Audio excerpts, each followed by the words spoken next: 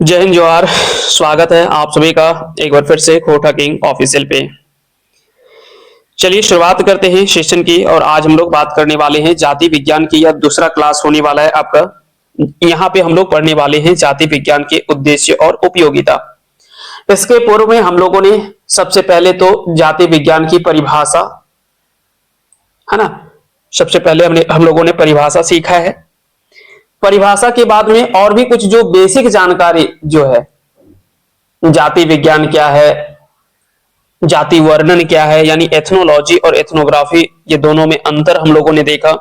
और भी जो बेसिक जानकारी उससे जुड़े हुए जो भी थे, वो सारी चीजें हम लोगों ने देख लिया है। आज के इस क्लास में जो हम लोग बात करने वाले हैं वो है जाति विज्ञान के उद्देश्य और उसकी उपयोगिता। जाति विज्ञान क्या है ये तो हम लोग पहले पढ़ चुके हैं, लेकिन एक बार फिर से हम लोग इसे दोहरा देते हैं। उसके बाद में फिर हम लोग आ जाएंगे सीधे इसके टॉपिक पे। यहां पे आपको दे रखा है कुछ बेसिक पृष्ठभूमि, फिर से एक बार समझाने का प्रयास किया। उसके बाद में फिर हम लोग सीधे इसके उद्देश्यों पे बात करेंगे और इसके व्यवहारिक उपयोगिता पे बात करेंगे कि आखिर में हम जाति विज्ञान क्यों पढ़ते हैं, है ना, पहला तो हम लोग पढ़ेंगे ये चीज।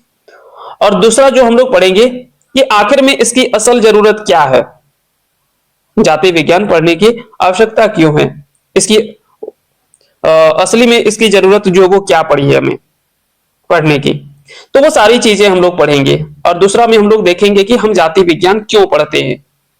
उद्देश्य यही ना बताता है कि आखिर में हम जो विषय पढ़ रहे हैं तो इसके पीछे पढ़ने की इसकी क्या उद्देश्य हो सकते हैं, इस विषय को लाने के लिए आखिर में क्यों पढ़ा गया इसको, या क्यों लाया गया, किस उद्देश्य के साथ में इस भाषा को गढ़ा गया। तो वो सारी चीजें हम लोग यहां पे बात करेंगे। तो मनुष्य ने हमेशा अपने से भिन्न दिखने वाले लेकिन समान मानवीय गुणों वाले समूहों को समझने की आवश्यकता महसूस की है। यह जिज्ञासा ही मानव विज्ञान के मूल में है, जिसकी एक अत्यंत महत्वपूर्ण शाखा जाति विज्ञान है। सोचिए कि दुनिया में इतने अलग अलग तरह के लोग हैं, किसी का रंग अलग है, किसी की भाषा अलग है, तो किसी के त्योहार अलग है। जाति विज्ञान जो है इसी विविधता को समझने का विज्ञान है। यह हमें बताता है कि अलग अलग दिखने के बावजूद हम सब इंसान एक दूसरे से कैसे जुड़े हुए हैं। यही तो हमें बताता है जाति विज्ञान। इसे और सरल भाषा में कहे तो दुनिया के अलग अलग मानव समूहों की तुलना करना और उनके बीच के रिश्तों को समझना ही जाति विज्ञान है ना। थोड़ा सा यहां पे कठिन शब्द है, थोड़ा सा ये समझने में, क्योंकि कुछ ऐसे टेक्निकल शब्द आएंगे जो आपको समझने में थोड़ा कठिनाई का सामना करना पड़ सकता है आपको, लेकिन उसे हम आसान भाषा में समझने का प्रयास करेंगे ताकि चीजें हम स्पष्ट रूप में चीजों को समझ सके।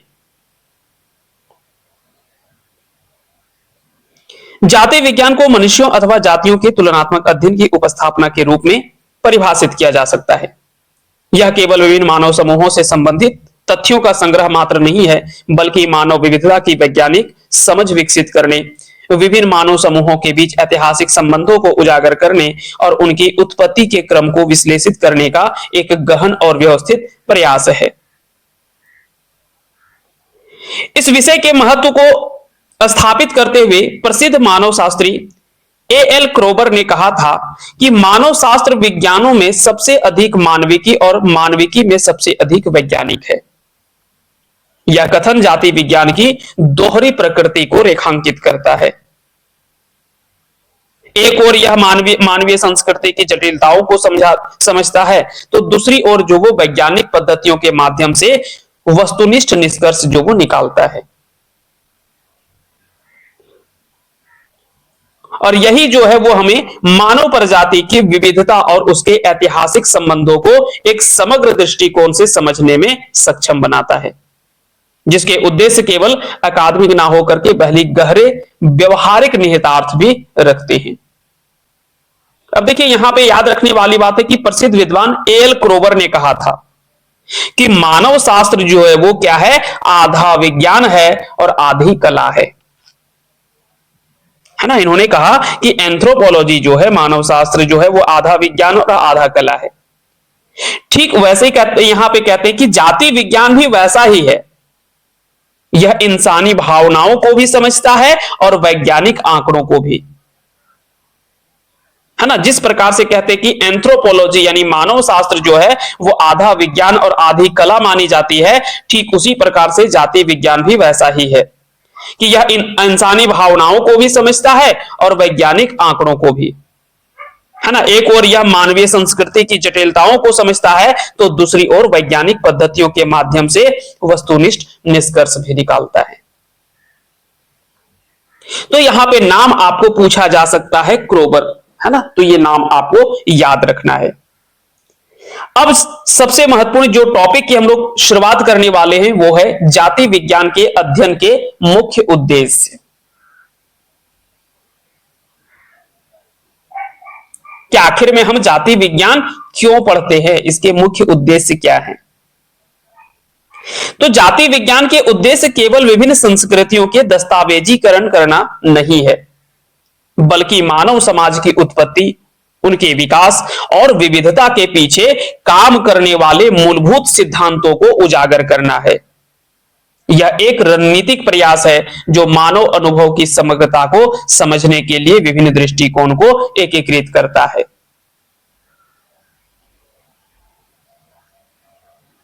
तो जाति विज्ञान का उद्देश्य केवल संस्कृतियों का दस्तावेजीकरण करना नहीं है। अगर कोई बोलता है कि पूरा दस्तावेजीकरण कर लिए, यही जो वो जाति विज्ञान पढ़ने का उद्देश्य है, नहीं, बिल्कुल भी नहीं। कहता है बल्कि मानव समाज की उत्पत्ति कैसे हुई, उसके विकास और विविधताओं के पीछे काम करने वाले मूलभूत सिद्धांतों को उजागर करना ही इस भाषा का मुख्य उद्देश्य है ना, इस विषय का मुख्य उद्देश्य है।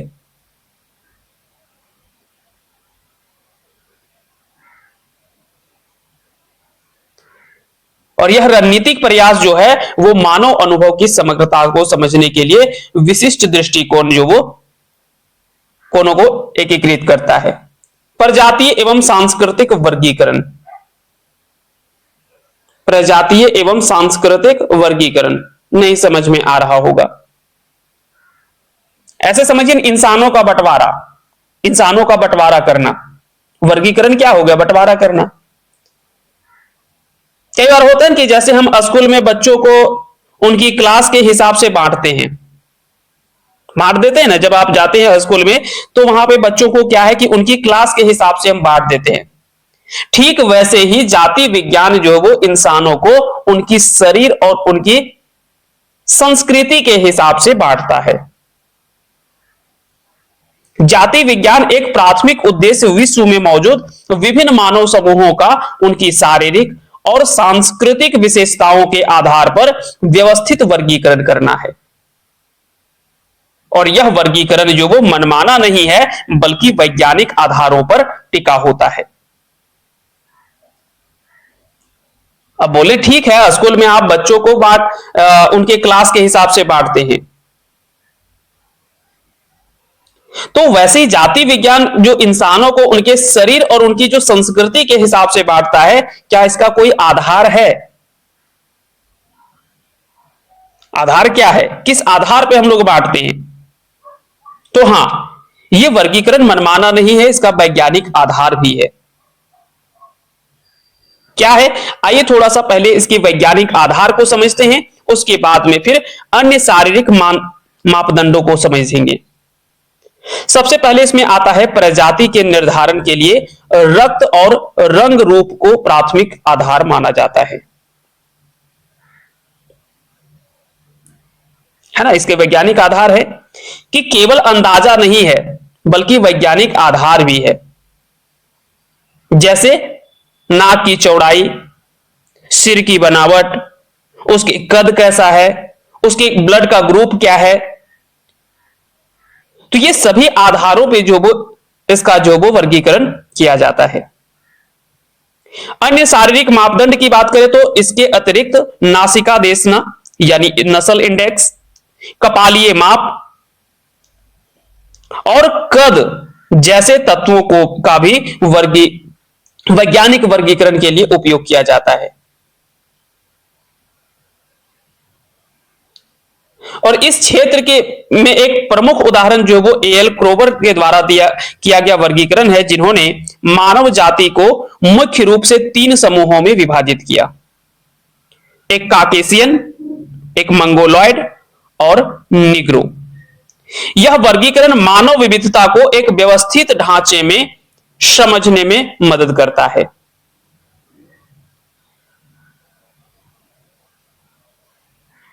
आप इसको और भी अलग तरीके से हम लोग समझेंगे जब हम लोग झारखंड के संदर्भ में हम लोग बात करेंगे या भारत के संदर्भ में बात करते हैं, तो यहां पे भी हम लोग देखेंगे कि दक्षिण भारत वाले जो हिस्से हैं, ये दक्षिण भारत वाले हिस्से हैं, इनको क्या कहा गया।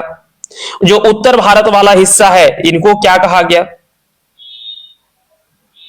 तो उनके शारीरिक बनावट में देखेंगे, उनके अंतर आपको देखेंगे, साफ दिखेंगे।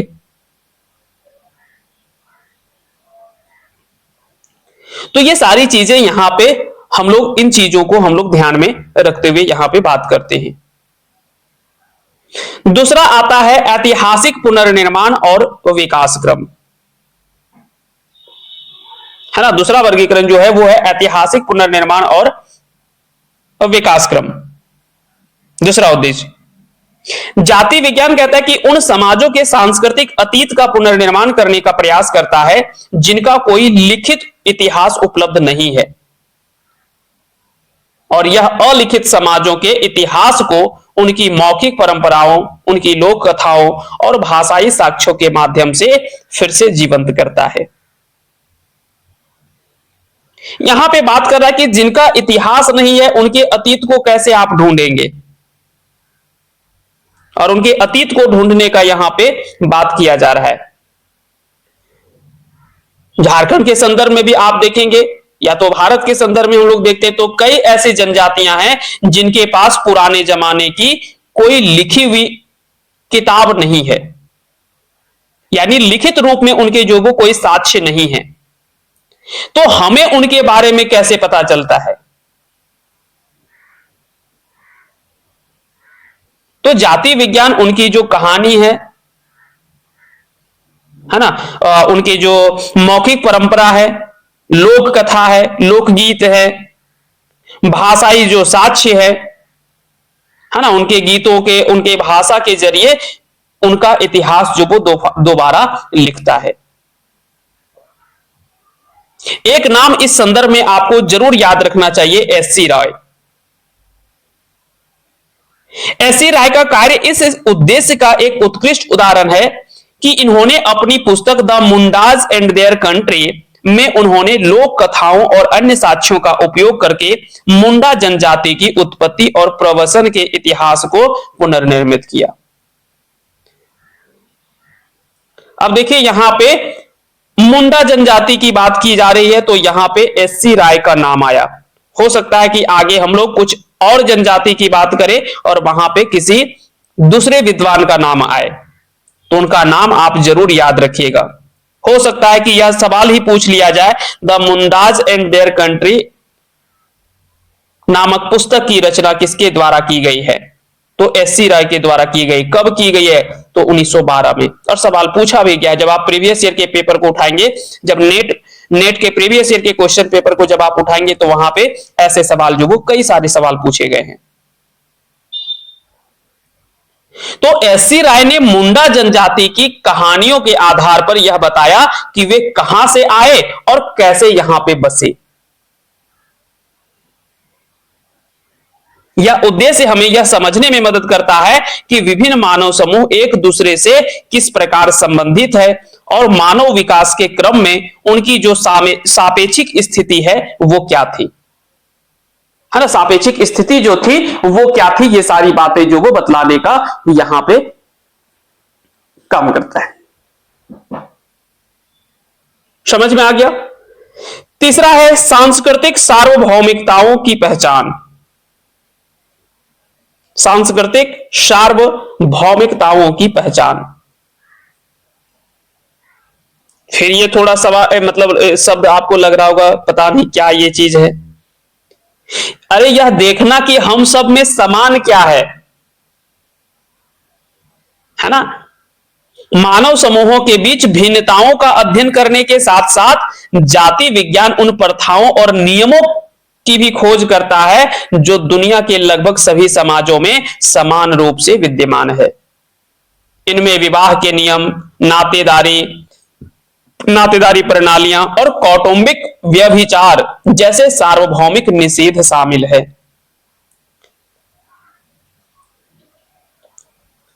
तो कहते हैं कि भले ही हम अलग दिखें,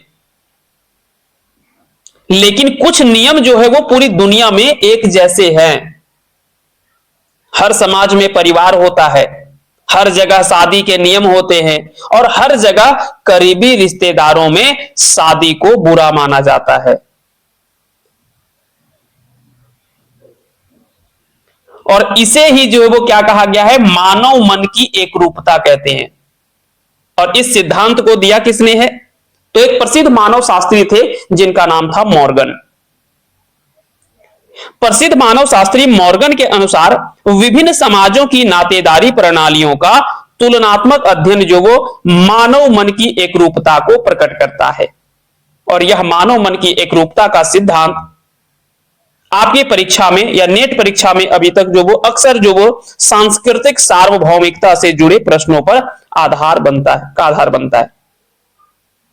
देखिए यह सवाल पूछा गया है, इसलिए हम इन चीजों को हम आपको बता दे रहे हैं कि यहां से जब आप प्रीवियस ईयर के पेपर को आप देखेंगे तो यहां पे हो सकता है कई बार जो वो मानव मन की एकरूपता का सिद्धांत किसके द्वारा दिया गया था, तो मॉर्गन का नाम आता है वहां पे। लेकिन कई बार क्या होता है ना कि ये मानव मन की एकरूपता शब्द ना लेकर के यहां पे एक शब्द जुड़ता है, वो दिखाता है सांस्कृतिक सार्वभौमिकता। सांस्कृतिक सार्वभौमिकता यानी सांस्कृतिक रूप से, है ना, यह देखना कि हम सब में समान क्या है। तो यहां से जुड़े प्रश्न का आधार जो वो बनता है और यहां से कई बार सवाल जो वो पूछा जाता है। तो ये मॉर्गन का नाम आपको याद रखना है।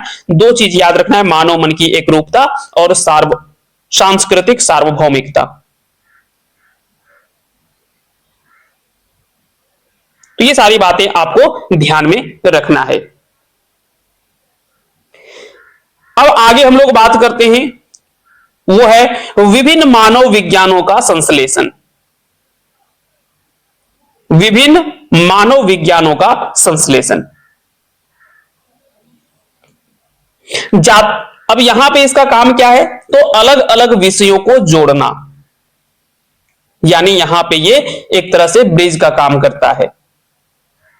किस तरह से एक दूसरे को जोड़ता है।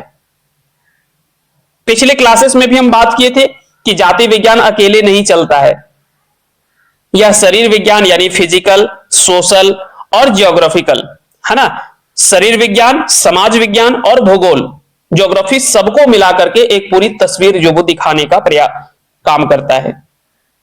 तो जाति विज्ञान एक स्वतंत्र शाखा के रूप में कार्य नहीं करता है, बल्कि यह मानव विज्ञान के विभिन्न क्षेत्रों से प्राप्त ज्ञान को एकीकृत कर एक समग्र दृष्टिकोण प्रस्तुत करता है। यह निम्नलिखित शाखाओं से प्राप्त निष्कर्षों को संश्लेषित करता है, जैसे कि भौतिक मानव शास्त्र, फिजिकल एंथ्रोपोलॉजी, सामाजिक तथा सांस्कृतिक मानव शास्त्र, प्रागैतिहासिक पुराविया और मानव भूवृत्त।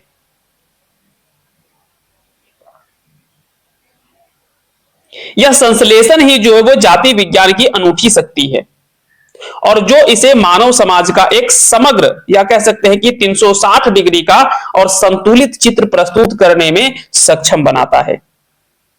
यह विभिन्न शाखाओं से प्राप्त खंडित ज्ञान को जोड़ करके एक सेतु का कार्य करता है, जिससे मानव अनुभव की एक एकीकृत समझ जो वो विकसित हो सके। तो वही कहते हैं कि यहां पे जाति विज्ञान जो वो एक स्वतंत्र शाखा के रूप में काम नहीं करता है, ये सबको जोड़ करके काम करता है, सबको शामिल करके, इसमें ऐसा नहीं कि केवल किसी एक विषय की बात की जाती है, यहाँ पे फिजिकल रूप से बात की जाती है, यहाँ पे सोशल यानी सामाजिक रूप से बात की जाती है, यहाँ पे विज्ञान के संदर्भ में बात की जाती है और यहाँ पे भूगोल के संदर्भ में बात की जाती है। जैसे कि अभी हम बात किए ना कि उसकी जो आकृति की बात की करते हैं, तो वहां पे ऐसे नहीं कि हम हवाई बात करते हैं, वहां पे भी हम वैज्ञानिक स्तर पर हम बात करते हैं। जैसे कि पिछले पॉइंट पे हम यहाँ पे इसकी चर्चा किए थे, है ना। यहाँ पे हम बताए ना कि इसका वैज्ञानिक आधार भी है, जैसे उसके ब्लड से, उसके रंग रूप से, नासिका देशना यानी नस्ल इंडेक्स, कपालीय माप, कद आदि तत्वों को भी वैज्ञानिक वर्गीकरण का उपयोग किया जाता है यहाँ पे। तो वैज्ञानिक रूप से हम बात करते ही हैं, सामाजिक रूप से भी बात करते हैं और उसके क्षेत्र के आधार पे भी क्षेत्र विशेष यानी ज्योग्राफिकल भी हम लोग बात करते हैं यहाँ पे। आगे बात करते हैं प्रवसन और उत्पत्ति का अध्ययन। प्रवसन और उत्पत्ति का अध्ययन मतलब कौन कहां से आया। जनजातियों के देश परिवर्तन यानी माइग्रेशन और उनके मूल स्थान की खोज करना जाति विज्ञान का एक महत्वपूर्ण उद्देश्य है। इससे यह समझने में मदद मिलती है कि कोई समुदाय ऐतिहासिक रूप से कहां से आया और किन मार्गों से होकर के अपने वर्तमान स्थान तक पहुंचा है।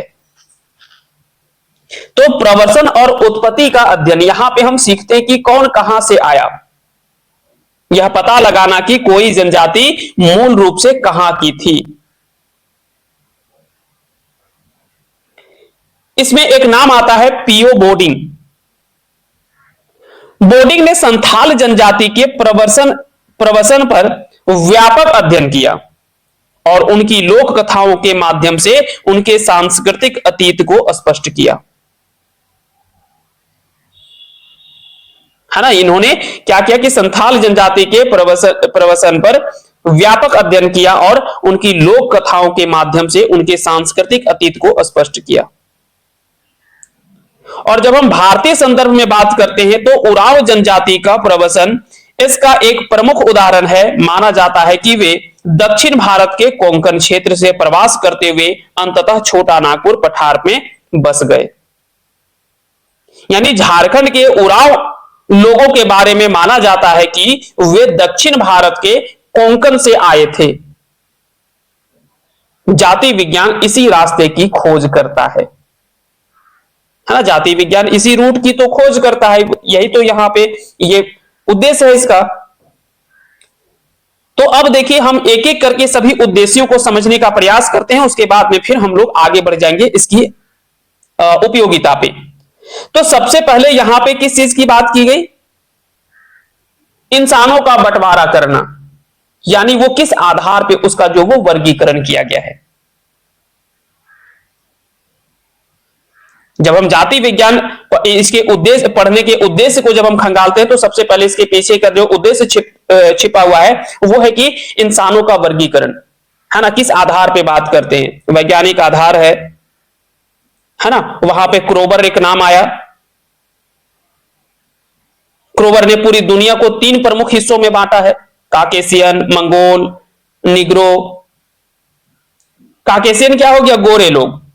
मंगोल कौन हो गया? पीले या जो एशियाई लोग हैं वो। और निग्रो क्या हो गया? निग्रो काले लोग, काले जो है। तो इन्होंने क्रोबर ने क्या किया? पूरी दुनिया को 3 मुख्य हिस्सों में बांटा था। हो सकता है कि सवाल में पूछ लिया जाए कि काकेशियन, मंगोल और निग्रो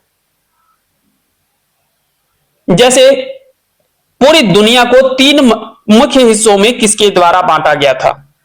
तो क्रोबर ने। या तो सवाल पूछा जा सकता है कि क्रोबर ने पूरी दुनिया को कितने मुख्य हिस्सों में बांटा है?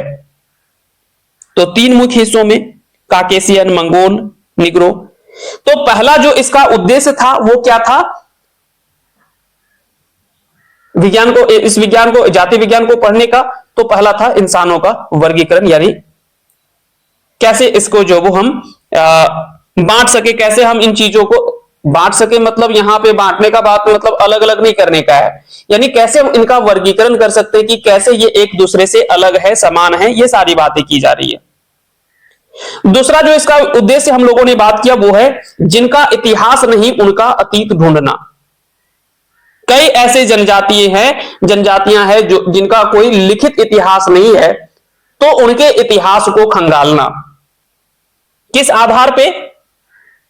उसके लोक साहित्य के आधार पे, उसके कहानियों के आधार पे, लोक कथाओं के आधार पे, कहानियों के आधार पे, उनके भाषाओं के आधार पे। तो इन आधारों पे यहां पे एस.सी. राय का नाम आया, जिन्होंने एक प्रमुख विद्वान के नाम आया जिन्होंने मुंडा जनजाति की कहानियों के आधार पर बताया कि वे कहां से आए और कैसे बसे, है ना। इस पर डिटेल में हम लोग आगे चर्चा करेंगे जब हम लोग जनजाति पढ़ेंगे आगे अगले यूनिट में, तो उसमें हम लोग सारी चीजों को हम लोग डिटेल में बात करने वाले हैं। ऐसा नहीं कि ऊपर ऊपर से हम लोग कहीं नहीं जाने वाले हैं, तो आप बेफिक्र होकर के आप बस चीजों को आप समझते चलिए सिर्फ। तीसरा उद्देश्य यहां पे हम लोगों ने क्या देखा? यह देखना कि हम सब में समान क्या है ना। तीसरा उद्देश्य हम लोगों ने बात किया कि हम सब में समान क्या है ना। तीसरी पॉइंट की हम लोग चर्चा किए, वो क्या था? सांस्कृतिक सार्वभौमिकता, है ना। सांस्कृतिक सार्वभौमिकता की बात हम लोगों ने किया। यहां पे मॉर्गन जैसे मानव शास्त्री की चर्चा हम लोगों ने किया, मानव मन की एकरूपता की बात की, और यहीं पे जो सवाल आपसे पूछा जाता है वो सांस्कृतिक सार्वभौमिकता से जोड़ करके सवाल आपसे जो वो पूछा जाता है।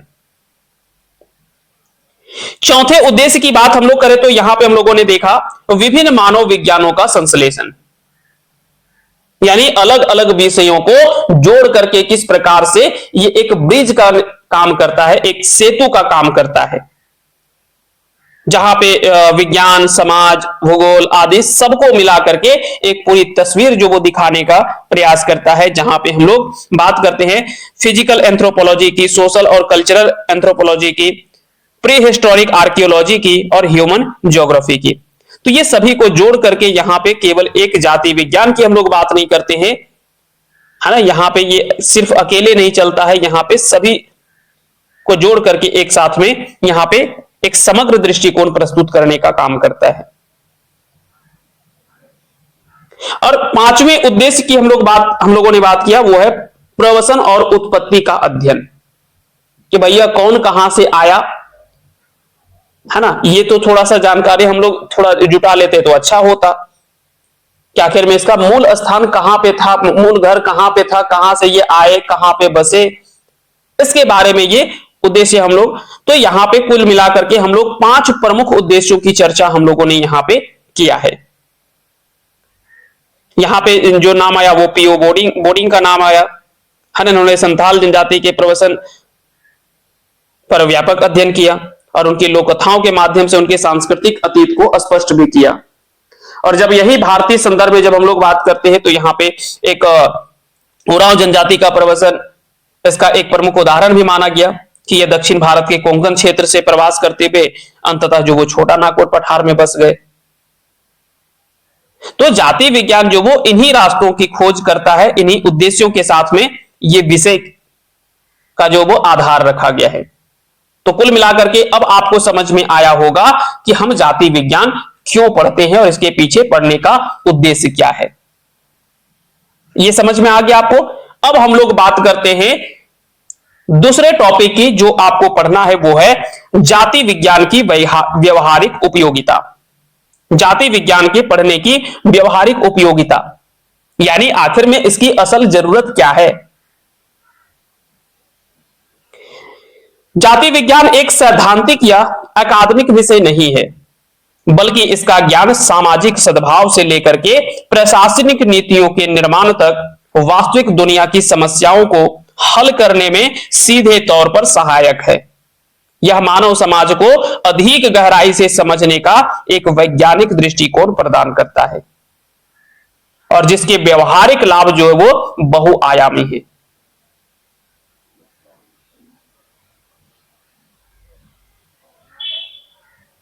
अब समझिए कि यह सिर्फ जो वो किताबों के लिए नहीं है, कुल मिलाकर के इतना ही याद रखिए कि यह सिर्फ जो है, यह जो विषय आप पढ़ रहे हैं जाति विज्ञान, यह सिर्फ किताबों के लिए नहीं है, इसका असली दुनिया में बहुत काम है।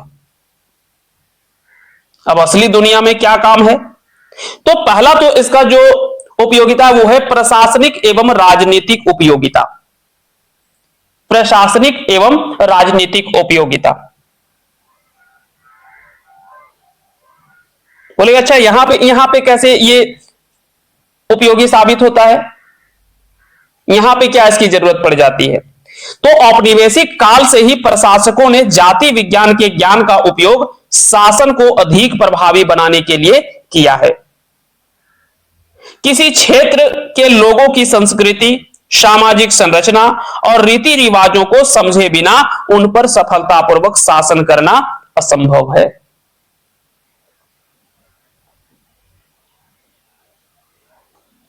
अब समझिए ना कि यहां पे एक नाम बड़ा फेमस आता है, हर्बर्ट रिसले का नाम। हर्बर्ट रिसले का कार्य इसका एक प्रमुख उदाहरण रहा है। रिसले का मानना था कि भारत की जनजातियों और जातियों के रीति रिवाजों का ज्ञान जो वो प्रशासनिक शक्ति को बढ़ाता है और संभावित असंतोष को कम करता है। कई बार पूछते हैं कि मोदी जी, कभी देखते हैं कि मणिपुर का कपड़ा पहन लेते हैं, कभी देखते हैं तो असम जाते हैं तो असम का वेशभूषा पहन लेते हैं, अगर दक्षिण भारत में जाते हैं तो वहां की वेशभूषा एकदम पहन लेते हैं, उनकी जो वेशभूषा है। झारखंड आते हैं तो झारखंड की वेशभूषा पहन लेते हैं, जब गुजरात जाते हैं तो गुजरात की वेशभूषा पहन लेते हैं, महाराष्ट्र जाते हैं तो महाराष्ट्र की वेशभूषा पहन लेते हैं। अरे भैया ये बताना क्या चाहते हैं?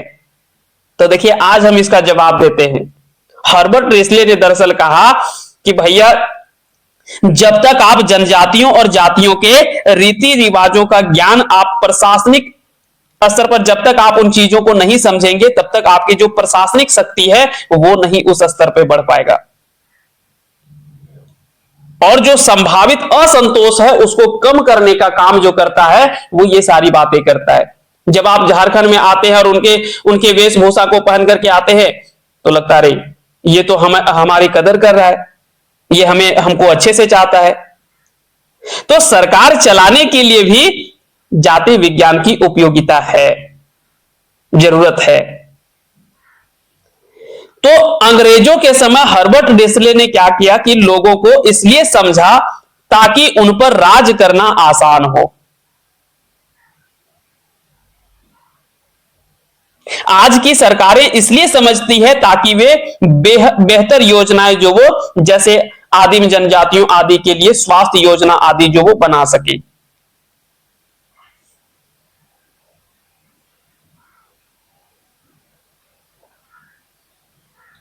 और इसी दृष्टिकोण के तहत रिसले के निर्देशन में हुई 1901 की जनगणना ने पहली बार भारतीय जनसंख्या को व्यवस्थित रूप से जातियों और प्रजातियों में वर्गीकृत किया, जो बाद में सरकारी नीतियों का एक महत्वपूर्ण आधार बनी। नस्ल इंडेक्स हमने यहां पे बात किया था ना कि 1901 की जनगणना के समय ही भारतीय जनसंख्या को व्यवस्थित रूप से एक सिद्धांत इन्होंने दिया था, नस्ल इंडेक्स,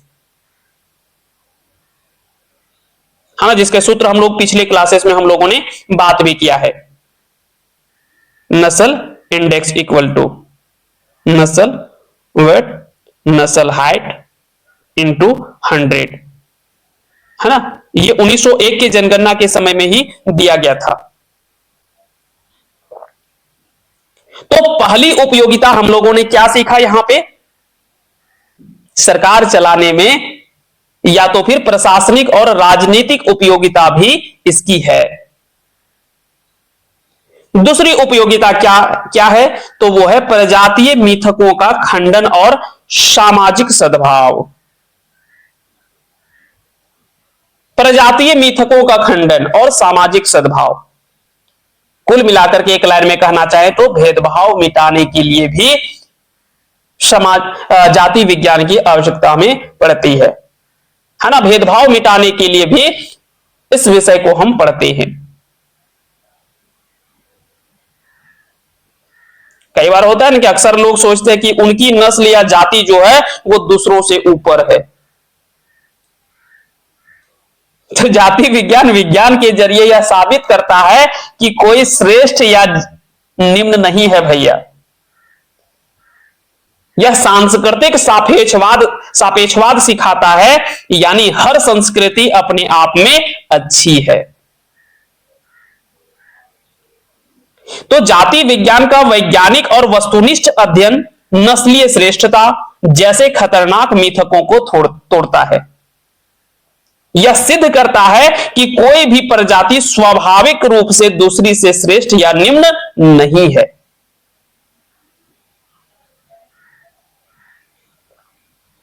इतिहास इस बात का साक्षी है कि जब जाति वैज्ञानिक तथ्यों का दुरुपयोग राजनीतिक लाभ के लिए किया जाता है तो इसके परिणाम भयावह होते हैं।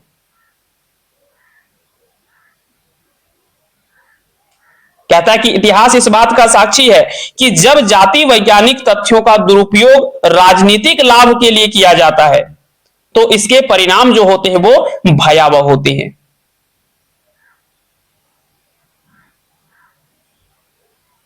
नात्सीवाद इसका एक ज्वलंत उदाहरण है, जहां एक नस्लीय श्रेष्ठता के झूठे सिद्धांत को बढ़ावा दिया गया जिसने पूरे विश्व को विनाश की ओर धकेल दिया।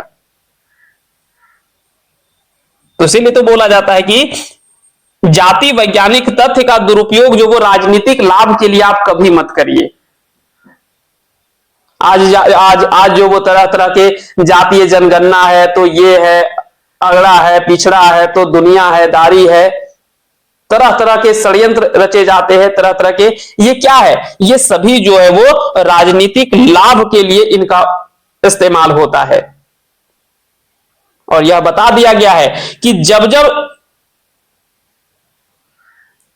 वैज्ञानिक तथ्यों का दुरुपयोग होगा उसका परिणाम जो वो बड़ा भयावह होगा, है ना। यहां पे एक उदाहरण के रूप में आपको समझाया भी गया है, जिसका उदाहरण आप देख सकते हैं। यहां पे था ना कि एक नस्लीय श्रेष्ठता के झूठे सिद्धांत को बढ़ावा दिया गया जिसने पूरे विश्व को विनाश की ओर धकेल दिया। इसके विपरीत यह स्वजातीय केंद्रिता अर्थात अपनी संस्कृति को श्रेष्ठ मानने की प्रवृत्ति को कम करता है। इसके स्थान पर यह सांस्कृतिक सापेक्षवाद यानी कल्चरल रिलेटिविज्म के सिद्धांत को स्थापित करता है। यह सिद्धांत हमें सिखाता है कि प्रत्येक संस्कृति को उसके अपने संदर्भ में समझा जाना चाहिए, जिसे विभिन्न मानव समूहों के प्रति सम्मान, सहिष्णुता और सामाजिक सद्भाव की नींव रखी जाती है ना। तो दूसरी उपयोगिता में हम लोगों ने क्या देखा? प्रजातीय मिथकों का खंडन और सामाजिक सद्भाव कि भेदभाव मिटाने के लिए भी हम इस विषय का अध्ययन करते हैं। तो इसकी उपयोगिता कहां पे है? तो यहां पे है। हाँ, लेकिन इसका दुरुपयोग नहीं होना चाहिए, है ना। यहां पे यह भी बोला गया कि इसका दुरुपयोग जो वो नहीं होना चाहिए। ठीक है, चलिए आगे बात करते हैं तीसरे पॉइंट की, वो है जनजातीय कल्याण एवं अनुप्रयुक्त मानव शास्त्र। जाति विज्ञान का ज्ञान जनजातीय समुदायों के लिए कल्याणकारी योजनाओं के निर्माण और उनके सफल कार्यान्वयन में अत्यंत महत्वपूर्ण भूमिका निभाता है। यह सुनिश्चित करता है कि योजनाएं उनकी सांस्कृतिक आवश्यकताओं और सामाजिक संरचना के अनुरूप हो। तो देखिए, जाति विज्ञान का ज्ञान जो वो जनजातीय समुदायों के लिए कल्याणकारी योजनाओं का निर्माण करना, उनके सफल कार्यान्वयन में अत्यंत महत्वपूर्ण भूमिका निभाता है और यह सुनिश्चित करता है कि योजनाएं जो वो उनकी सांस्कृतिक आवश्यकताओं और सामाजिक संरचना के अनुरूप हो। और अनुप्रयुक्त मानव शास्त्र के इसी सिद्धांत के तहत झारखंड में असुर और बिरहोर जैसी आदिम जनजातियों के लिए स्वास्थ्य और शिक्षा कार्यक्रम तैयार करते समय जाति वैज्ञानिक डेटा का उपयोग किया जाता है। यह डेटा उनकी जीवन शैली, विश्वासों और सामाजिक बाधाओं को समझने में मदद करता है, जिससे कार्यक्रम जो वो क्या हो, अधिक प्रभावी बनते हैं। तो यहां पे भी इसकी उपयोगिता को हम समझ पाते हैं। आगे जो बात करता है वो है एक, यहां पे एक प्रमुख नाम आता है डीएन मजूमदार का।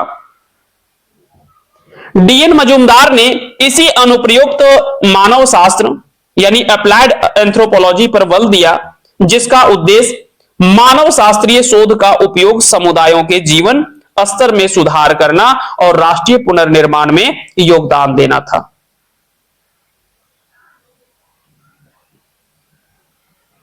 तो जनजातियों के कल्याण और अनुप्रयुक्त मानव शास्त्र यानी अप्लाइड एंथ्रोपोलॉजी पर भी यहां पे बल दिया गया, ताकि जो झारखंड के जो कुछ ऐसे जनजाति हैं जो कि पिछड़ा, काफी पीछे रह गए हैं, या तो उनकी जनसंख्या काफी कम हो गई है, तो उनके कल्याण के लिए महत्वपूर्ण योजनाएं लाई जा सके,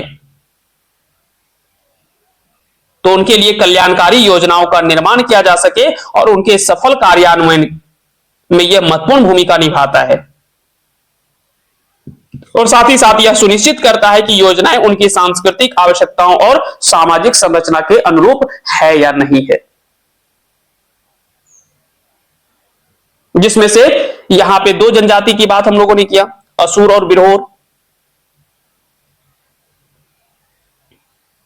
ये झारखंड के आदिम जनजातियों में शामिल है। चौथी उपयोगिता की बात हम लोग यहां पे करते हैं, वो है संवैधानिक एवं नीतिगत लाभ, संविधान और अधिकार। स्वतंत्र भारत के संदर्भ में जाति विज्ञान की उपयोगिता संवैधानिक प्रावधानों को लागू करने में स्पष्ट रूप से दिखाई देती है। यह अनुसूचित जनजाति, शेड्यूल्ड ट्राइब्स जैसी श्रेणियों की पहचान करने और उनके अधिकारों की रक्षा के लिए एक वैज्ञानिक आधार प्रदान करता है।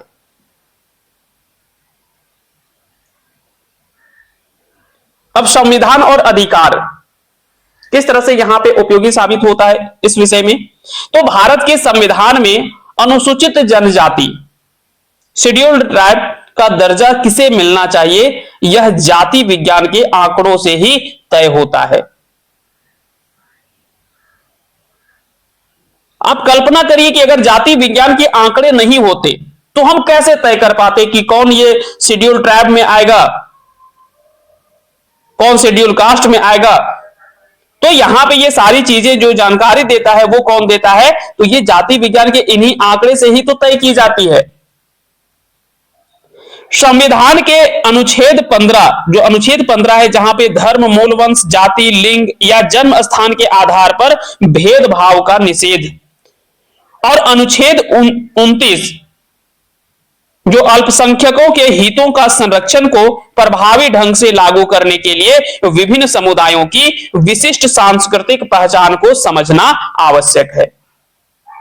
जाति विज्ञान इन समूहों की सटीक पहचान और उनके सांस्कृतिक अधिकारों के संरक्षण में महत्वपूर्ण योगदान देता है। फिर से इसको एक बार समझने का हम लोग प्रयास करते हैं। कहता है कि संविधान के अनुच्छेद 15 और 29 जैसे अधिकारों को सही व्यक्ति तक पहुंचाने के लिए यह विषय जो वो बहुत जरूरी है। अनुच्छेद 15 क्या है, ये आपको पता है कि धर्म, मूल वंश, जाति, लिंग या जन्म स्थान के आधार पर भेदभाव का निषेध है। वहीं अनुच्छेद 29 कहता है कि अल्पसंख्यकों के हितों का संरक्षण को प्रभावी ढंग से लागू करने के लिए विभिन्न समुदायों की विशिष्ट सांस्कृतिक पहचान को समझना आवश्यक है। जाति विज्ञान इन समूहों की सटीक पहचान और उनके सांस्कृतिक अधिकारों के संरक्षण में महत्वपूर्ण योगदान देता है। और इन व्यवहारिक अनुप्रयोगों को समझने के साथ साथ अब परीक्षा में सफलता आपको प्राप्त करना है तो उनके लिए प्रमुख विद्वान, सिद्धांत और विशिष्ट तथ्यों को भी आपको याद करना ही होगा। है ना, जिससे जैसे जैसे हम लोगों ने बात किया है। आइए थोड़ा सा तो उसी तथ्यों को थोड़ा सा हम लोग देखते हैं। परीक्षा के दृष्टिकोण से कुछ महत्वपूर्ण तथ्य और चीजें आपको ध्यान रखनी होंगी। जैसे कि एक नाम है एस.सी. रॉय। एस.सी. राय, इनके द्वारा दो पुस्तक लिखी गई, द उराव ऑफ छोटा नागपुर 1915 में और the Mundas and their country, है ना, ये 1912 के आसपास लिखा गया है, 1912 में लिखा गया। ये भारतीय नृवंश विज्ञान के जनक भी माने जाते हैं। तो हो सकता है कि पूछ लिया जाए कि भारतीय नृवंश विज्ञान के जनक किसे माने जाते हैं, तो एस.सी. राय को माना जाता है। और जनजातीय कल्याण के पक्षधर भी रहे हैं ये। तो ये कुछ फैक्ट्स आपको ध्यान रखने होंगे, यहां से सवाल पूछे जाते हैं, है ना। तो द उराव और छोटा नागपुर और the Mundas and their country. दूसरा नाम आता है, वो क्या है, वो है डी.एन. मजुमदार। दूसरा क्या है, वो आता है, वो है डी.एन. मजुमदार। तो ये दोनों पुस्तक तो आपको याद रह गया यहां से, द उराव छोटा नागपुर और दूसरा है the Mundas and their countries. दूसरा नाम इसमें आता है doctor D N. Majumdar. D N. Majumdar, बीच में थोड़ा सा कॉल आ जाता है जिस वजह से थोड़ा सा क्लासेस का लय टूट जाता है, माफ करेंगे। डी.एन. मजुमदार, इन्होंने एक पुस्तक लिखी, race and culture of India. Race and culture of India. संस्कृति को मानव क्षेत्र संसाधन और सहयोग, इन्होंने MARC, मैन, एरिया, रिसोर्स और कॉपरेशन।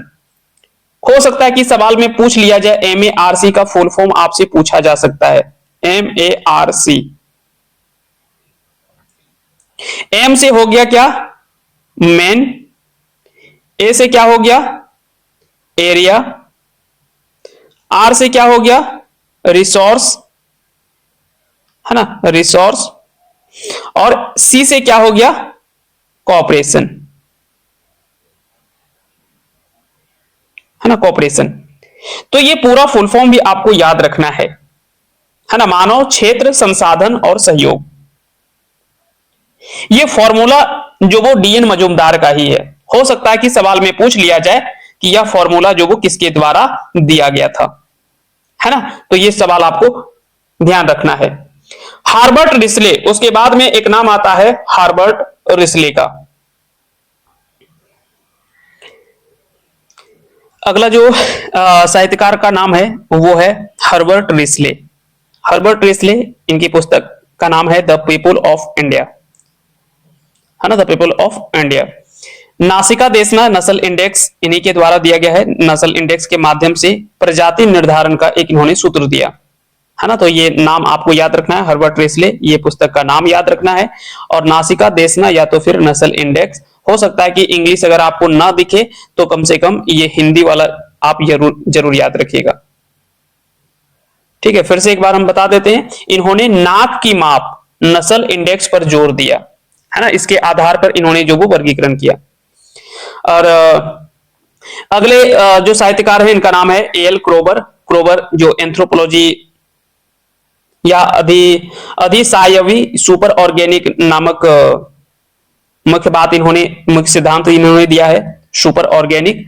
इन्होंने संस्कृति को इंसान से भी ऊपर की चीज माना, है ना। तो संस्कृति को अधिसायवी यानी सुपर ऑर्गेनिक कहा कि भैया ऐसा नहीं कि आपके जन्म के पहले संस्कृति नहीं था या आपके मरने के बाद में वो खत्म हो गया, ऐसा नहीं है, ये पहले भी था और बाद में भी रहेगा, है ना। तो वो वाली बात यहाँ पे इन्होंने कहा है। तो संस्कृति को अधिसायवी यानी सुपर ऑर्गेनिक कहा। तो हो सकता है कि अधिसायवी सिद्धांत या तो सुपर ऑर्गेनिक थ्योरी जो है इन्हीं के द्वारा दी गई है, A.L. क्रोबर के द्वारा। तो ये सारी बातें आपको याद रखनी है। आइए कुछ बेसिक चीजें आपको हम बता देते हैं एक लाइन में, उसके बाद में हम सीधे आ जाएंगे मुख्य बातों पे। तो प्रजाति निर्धारण के लिए वैज्ञानिक रूप से सोमेटोलॉजी यानी मानव शरीर का माप का अध्ययन और सोरोलॉजी, सेरोलॉजी क्या हो गया, सेरोलॉजी हो गया रक्त समूहों का अध्ययन का उपयोग किया जाता है। तो अगर सवाल में हो सकता है कि मे भी पूछ लिया जाए कि प्रजाति निर्धारण के लिए वैज्ञानिक रूप से किसका उपयोग किया जाता है, तो वो है सोमेटोलॉजी जिसमें मानव शरीर के माप का अध्ययन होता है, सेरोलॉजी जिसमें ब्लड ग्रुप का अध्ययन किया जाता है, तो इनका उपयोग किया जाता है। प्रजाति का प्राथमिक जो आधार है वो ब्लड और कॉम्प्लेक्शन है यानी रंग रूप है। तो हो सकता है कि यह भी सवाल पूछा जाए कि प्रजाति का प्राथमिक जो आधार है वो क्या है, तो ब्लड और कॉम्प्लेक्शन यानी रक्त और रंग रूप है। झारखंड के संदर्भ में जब हम लोग बात करते हैं तो झारखंड की आदिम जनजातियों का सही क्रम जो है वो बिरहोर, कोरवा, असुर, बिरजिया के रूप में प्रलेखित है। हो सकता है कि क्रम से भी सवाल जो वो पूछे जाते हैं, आगे जब हम लोग जनजाति पढ़ेंगे तो वहां पे इन चीजों को हम लोग गहराई से पढ़ेंगे। उराव जनजाति के प्रवसन के संबंध में यह माना जाता है कि वे दक्षिण भारत के कोंकण क्षेत्र से प्रवास करते हुए अंततः छोटा नागपुर पठार में बस गए। तो ये पूरा जो क्लास का था उसका हाईलाइट हम लोगों ने देखा कि पूरी आज की इस क्लासेस में हम लोगों ने किस बात की चर्चा की, क्या क्या हम लोग इसमें कवर किए। आइए अब हम फाइनली निष्कर्षों पे आते हैं, उसके बाद में हम सीधे प्रश्नों पे आ जाएंगे आज के इस टॉपिक से। तो साथियों, आज के इस जाति विज्ञान हमें क्या यह सिखाता है कि हम भले ही अलग अलग रास्तों से आए हो, अलग अलग दिखते हो, लेकिन हमारे विकास की जो कहानी है वो एक ही है ना। यह हमें एक दूसरे का सम्मान भी करना सिखाता है कि भैया किसी का संस्कृति, ना ही किसी का जाति ऊंचा और नीचा होता है और ना ही किसी की संस्कृति जो वो अलग होती है, किसी की संस्कृति ऊपर है और किसी की संस्कृति नीचे है। ये कुछ नहीं है, यहां पे समानता वाला भाव दिखाता है। तो संक्षेप में अगर हम लोग बात करें तो जाति विज्ञान का अध्ययन केवल अतीत की खोज या विभिन्न मानव समूहों का वर्गीकरण मात्र नहीं है, बल्कि यह वर्तमान की जनजातीय और सामाजिक समस्याओं के समाधान के लिए भी एक सशक्त वैज्ञानिक उपकरण है। यह हमें सिखाता है कि मानव विविधता कोई समस्या नहीं, बल्कि मानव प्रजाति की एक मौलिक विशेषता है, जिसे सम्मान और समझ की दृष्टि से देखा जाना चाहिए। इसी बात को जब हम लोग झारखंड के संदर्भ में बात करते हैं तो झारखंड जैसे बहु जनजातीय राज्य में जहां 32 जनजातियां जो वो निवास करती है, इस विषय की प्रशासनिक और सामाजिक उपयोगिता अत्यधिक महत्वपूर्ण हो जाती है। यह विषय प्रशासकों को संवेदनशील नीतियां बनाने, सामाजिक कार्यकर्ताओं को प्रभावी ढंग से कार्य करने और समाज को अधिक सहिष्णु बनाने में मदद करता है। अंततः हम लोग बात करें तो जाति विज्ञान तथ्यों के वैज्ञानिक संकलन और तुलनात्मक विश्लेषण के माध्यम से मानव कल्याण का जो मार्ग है वो प्रशस्त करता है। तो विशेष रूप से जब हम झारखंड के संदर्भ में बात करते हैं, झारखंड जैसे राज्य में जब हम लोग बात करते हैं जहां पे 32 जनजातियां रहती है, वहां एक ऑफिसर या एक नागरिक के रूप में अगर बात करें तो इस विषय को समझना बहुत जरूरी है, ताकि हम समाज को जो वो बेहतर तरीके से बना सके या चला सके। उम्मीद करते हैं कि आज का ये जो पूरा टॉपिक था, ये सारी चीजें आपने जो वो अच्छे से सीखा होगा, समझा होगा। अब हम लोग यहां से आगे हम लोग बढ़ते हैं और हम लोग सीधे आ जाते हैं इस टॉपिक से कैसे सवाल आपसे परीक्षा में पूछे जा सकते हैं, उन सारे प्रश्नों पे हम लोग एक नजर डालते हैं। उसके बाद में फिर हम लोग आ जाएंगे सीधे हम लोग आ जाएंगे अगले टॉपिक पे, जो आपका अगला टॉपिक होगा। तो चलिए हम लोग देख लेते हैं कि सबसे पहले इस टॉपिक से कैसे सवाल पूछे जाएंगे, प्रीवियस ईयर में कैसे सवाल पूछे गए हैं, वो सारी चीजों को हम लोग देखते हैं। तो चलिए अब शुरुआत करते हैं, हम लोग प्रश्नों पे आते हैं, क्योंकि यहां से सवाल आपकी परीक्षा में पूछे जाएंगे। और जब आप किसी टॉपिक को पढ़ेंगे तो तब तक आप उस टॉपिक को अच्छे से समझ नहीं पाएंगे जब तक आप उस टॉपिक से संबंधित सवालों को ना देख लें, है ना। तो जाति विज्ञान के उद्देश्य और उपयोगिता से संबंधित प्रश्नों को हम लोग कवर करने का प्रयास करते हैं। पहला सवाल यही पूछा गया है कि जाति विज्ञान का मुख्य केंद्र बिंदु क्या है। जाति विज्ञान का मुख्य केंद्र बिंदु क्या है। तो जाति विज्ञान केवल तथ्यों का संग्रह नहीं है, बल्कि समूहों के बीच तुलना करके उनके संबंधों को समझना है ना। तो इसका आंसर क्या हो जाएगा, विभिन्न मानव समूहों का तुलनात्मक और वैज्ञानिक अध्ययन होगा, है ना। तो इसका सही आंसर जो हो जाएगा वो ऑप्शन बी इसका राइट आंसर हो जाएगा। अगला सवाल है, भारतीय नृवंश विज्ञान इंडियन एथनोलॉजी के जनक किसे माना जाता है ना। इंडियन एथनोलॉजी का जनक किसे माना जाता है, यह सवाल काफी बार हम बोल चुके हैं। एस.सी. राय इसका जो वो सही आंसर हो जाएगा। शरद चंद्र राय इनका पूरा नाम है, जिन्होंने छोटा नागपुर की जनजातियों जिसमें मुंडा उरांव का पहला वैज्ञानिक नृवंश विज्ञान संबंधी कार्य किया, इसलिए उन्हें जो है वो जनक माना जाता है। तो हो सकता है कि सवाल में पूछ लिया जाए भारतीय नृवंश विज्ञान के जनक किसे माना जाता है, तो याद रखेंगे एससी और राय शरदचंद्र राय। सवाल है हार्वर्ड रिसले ने भारतीय जनसंख्या के वर्गीकरण के लिए किस मुख्य मापदंड का उपयोग किया था। हार्वर्ड रिसले ने, है ना, हार्वर्ड रिसले ने जनसंख्या का वर्गीकरण के लिए किस मुख्य मापदंड का उपयोग किया था। आंखों का रंग, रक्त समूह, नासिका देशना या फिर बालों की बनावट। तो रिसले ने दरअसल नाक की लंबाई और चौड़ाई के अनुपात को प्रजाति पहचान का सबसे सटीक आधार जो वो माना है, और यहीं से इन्होंने जो वो नस्ल इंडेक्स, है ना, नस्ल इंडेक्स नामक जो वो इसमें एक सूत्र इन्होंने दिया था, जहां पे सबसे पहले बोला कि नस्ल की चौड़ाई बटा नस्ल की लंबाई, और उसको आप मल्टीप्लाई कर दीजिए 100 से, तो जो है वो उसका एक्चुअल जो है वो निकल जाएगा, नस्ल इंडेक्स उसका जो वो आ जाएगा। ये 1901 के जनगणना जब हो रहा था उसी समय यह जो वो सूत्र दिया गया था इसके द्वारा, रिसले के द्वारा, है ना। तो इसका आंसर जो हो जाएगा वो हो जाएगा नासिका देशना, यानी नस्ल इंडेक्स जो वो इसका सही आंसर हो जाएगा। क्या यहां तक किसी तरह से किसी को दिक्कत है? नहीं होगी, क्योंकि हम लोग चीजों को अच्छे से समझते हुए पढ़ रहे हैं। अगला सवाल है क्वेश्चन नंबर 4, संस्कृति अधिसावयवी यानी सुपर ऑर्गेनिक है। यह प्रसिद्ध कथन किस मानव शास्त्री का है कि संस्कृति जो है अधिसावयवी है यानी सुपर ऑर्गेनिक है। यह प्रसिद्ध कथन जो वो किसके द्वारा दिया गया है, तो यह क्रोवर का मानना था कि संस्कृति जो वो व्यक्ति से ऊपर है और यह जीव विज्ञान के नियमों से परे है, इसलिए इसे जो वो सुपर ऑर्गेनिक कहा, है ना। तो इसका आंसर हो जाएगा क्रोवर, यानी ऑप्शन ए इसका सही आंसर हो जाएगा। आते हैं हम लोग पांचवें सवाल पे। पांचवा सवाल है, डीएन मजूमदार ने संस्कृति के अध्ययन के लिए MARC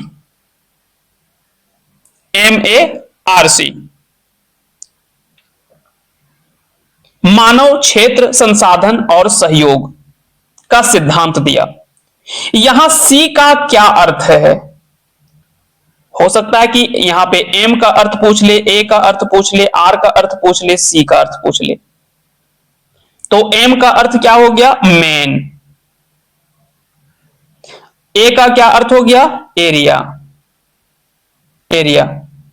आर का अर्थ क्या है? रिसोर्सेस है ना। आर का अर्थ क्या है? रिसोर्सेस है। हम पहले इसकी बात कर चुके हैं, फिर भी एक बार रिपीट कर देते हैं। और सी का अर्थ क्या हो जाएगा? सी का अर्थ हो जाएगा कॉपरेशन यानी सहयोग, है ना। तो इसका जो सही आंसर हो जाएगा वो क्या हो जाएगा? ऑप्शन बी इसका राइट आंसर हो जाएगा, पांचवें सवाल का आंसर। चलिए अब हम लोग आते हैं अगले सवाल पे, छठे सवाल पे। छठा सवाल पूछा गया है कि झारखंड के उरांव जनजाति के माइग्रेशन के संबंध में जाति वैज्ञानिक शोध क्या संकेत देते हैं? झारखंड की उरांव जनजाति के माइग्रेशन के संबंध में जाति वैज्ञानिक जो वो शोध से संबंधित क्या संकेत देते हैं? तो देखिए, भाषाई और सांस्कृतिक साक्ष्यों जैसे कि कुरुख भाषा का द्रविड़ परिवार से होना। हम कहते हैं ना कि जो उरांव जनजाति की जो भाषा है वो कौन सी भाषा है? कुरुख है। और कुरुख भाषा को हम मानते हैं कि ये किस भाषा परिवार से संबंधित है? तो ये द्रविड़ भाषा परिवार से संबंधित है ना। द्रविड़ भाषा परिवार से संबंधित है। और जब द्रविड़ की बात करते हैं तो इसका आधार जो है वो क्या है? दक्षिण भारत है। तो यहीं से जो है वो जाति वैज्ञानिक शोध से संबंधित यहां से चीजों को जोड़ करके देखते हैं और कहते हैं कि भाषाई और सांस्कृतिक साक्ष्यों के अनुसार से जो कुरुख भाषा का द्रविड़ परिवार से होना, इसके आधार पर उरांव का संबंध जो है वो दक्षिण भारत से जोड़ा जाता है। वो कहते हैं कि ये दक्षिण भारत से आकर के कोंकण, दक्षिण भारत के कोंकण क्षेत्र से आए और छोटा नागपुर में वो इन्होंने जो वो अपना स्थान चुना। तो इसका जो सही आंसर, छोटा नागपुर के अलग अलग जगहों पर ये निवास किए। तो इसका सही आंसर जो हो जाएगा वो ऑप्शन सी इसका राइट आंसर हो जाएगा। अगले सवाल पे आते हैं, क्वेश्चन नंबर 7। सापेक्षिक सापेक्षवाद, सांस्कृतिक सापेक्षवाद। सांस्कृतिक सापेक्षवाद का सिद्धांत हमें क्या सिखाता है?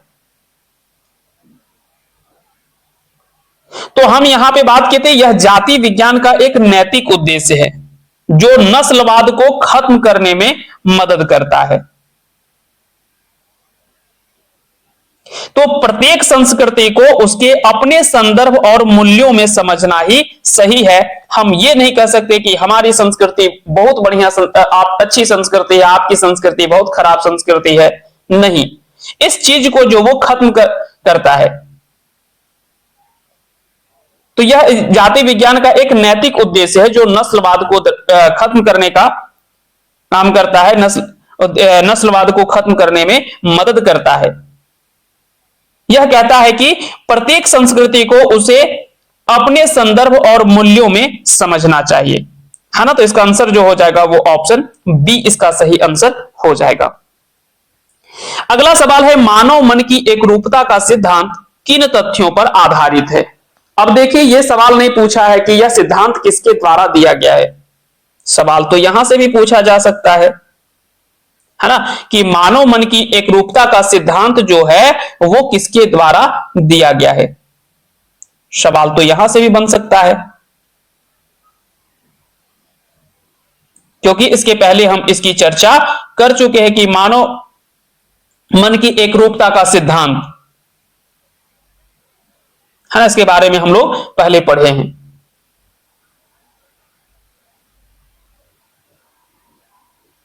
तो ऐसे सवाल आपसे घुमा फिरा करके पूछा जा सकता है, बोले ना कि कहीं से भी सवाल जो वो जोड़ करके आपसे पूछा जा सकता है। यहां पे हो सकता है कि अगर ये पूछ ले कि यह सिद्धांत किसके द्वारा दिया गया था, तो मॉर्गन यहां पे नाम ना आ करके हो सकता है कि यहां पे मॉर्गन नाम ना दे दे, या तो हो सकता है कि डायरेक्ट मॉर्गन के बारे में पूछ ले।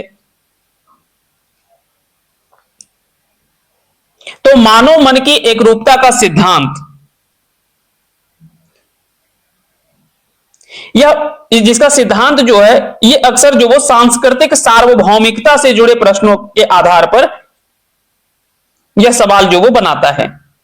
अब इसे थोड़ा सा समझने का हम लोग प्रयास करते हैं, चीजों को तब तक हम अच्छे से स्पष्ट नहीं कर पाएंगे।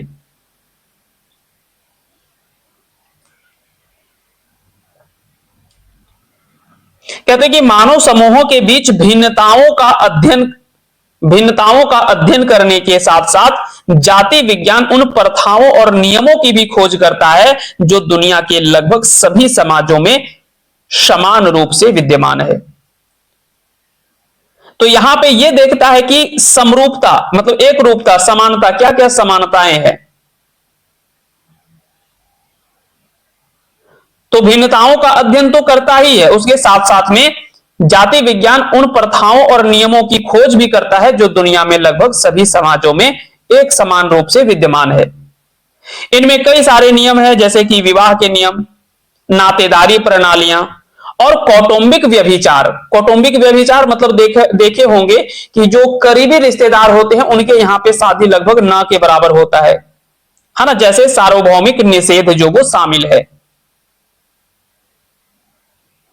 तो यहां पे यह सिद्धांत जो है वो इससे जुड़े हुए कौन प्रसिद्ध मानव शास्त्री मॉर्गन ने यहां पे बोला था कि विभिन्न समाजों की नातेदारी प्रणालियों का तुलनात्मक अध्ययन जो है मानव मन की एकरूपता को प्रकट करता है।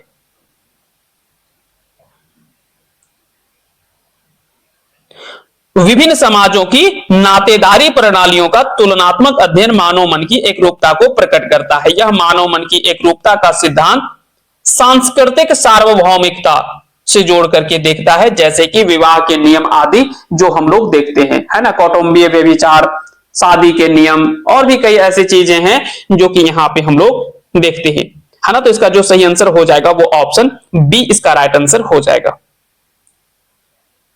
तो हो सकता है कि नाम से पूछ लिया जाए सवाल, या तो फिर पूछा जा सकता है मानव मन की एकरूपता का सिद्धांत किसका आधार बनता है, या किसे जोड़ करके देखता है। तो विभिन्न समाजों में व्याप्त सांस्कृतिक सार्वभौमिकताओं पर आधारित है यह, है ना। तो इसका आंसर हो जाएगा ऑप्शन बी। चलिए अब हम लोग आ जाते हैं आगे के प्रश्नों पे, क्वेश्चन नंबर 9 पे। तो इसका सही आंसर क्या हो जाएगा? मॉर्गन जैसे विद्वानों ने पाया, यहां पे इसका याद रखेंगे, मॉर्गन जैसे विद्वानों ने पाया कि दुनिया के हर कोने में इंसान ने बुनियादी समस्याओं के लिए एक जैसे सांस्कृतिक समाधान यानी परिवार खोजे हैं। तो मॉर्गन का नाम आप जरूर याद रखिएगा। चलिए क्वेश्चन नंबर 9 पे आते हैं। 9वां सवाल है कि इनमें से कौन सा विषय जाति विज्ञान के संश्लेषण का हिस्सा है? इनमें से कौन सा विषय जाति विज्ञान के संश्लेषण का हिस्सा है? तो इसका आंसर क्या हो जाएगा? भौतिक, मानव शास्त्र, प्रागैतिहासिक, पुरातत्व, मानव भूवृत्त या उपरोक्त तो सभी। तो जब भी यहां पे हम बात करते थे, जाति विज्ञान एक समग्र विषय है ना, एक हॉलिस्टिक विषय है जो विज्ञान और कला की कई शाखाओं को आपस में जोड़ता है ना। तो इसका आंसर जो हो जाएगा वो ऑप्शन डी इसका राइट आंसर हो जाएगा। यहां पे हम लोगों ने 4 चीजों की हम लोग बात कर रहे थे, है ना। 4 चीजों को यहां पे हम लोग जोड़ करके देखे थे, यह आपको याद होगा। चारों पॉइंट को हो सकता है कि यहां से भी सवाल के रूप में आपको कभी पूछा जाए। Physical anthropology, social and cultural anthropology, pre historic archaeology या ह्यूमन ज्योग्राफी। तो ये सभी विषय जो है ये जाति विज्ञान के संश्लेषण का हिस्सा है। यानी जाति विज्ञान एक स्वतंत्र शाखा के रूप में काम नहीं करता, बल्कि यह मानव विज्ञान के विभिन्न क्षेत्रों से प्राप्त ज्ञान को एकीकृत करके एक समग्रता प्रदान करती है ना। तो ये सभी इसका सही आंसर हो जाएगा। यहां पे भौतिक मानव शास्त्र, सामाजिक और सांस्कृतिक मानव शास्त्र, प्रागैतिहासिक पुरातत्व और मानक भूवृत्त जिसको हम लोग ह्यूमन ज्योग्राफी कहते हैं, है ना। तो ये सभी विषय जो वो इसके अंतर संश्लेषण, इसके संश्लेषण का हिस्सा है। Question number 10, SC. राय की पुस्तक, प्रसिद्ध पुस्तक the Mundas and their country किस वर्ष प्रकाशित हुई? अब देखिए यहां से सवाल जो पूछा गया है वो वर्षों से संबंधित पूछा गया कि किस वर्ष इसका जो वो प्रकाशन होता है। तो the Mundas and their countries,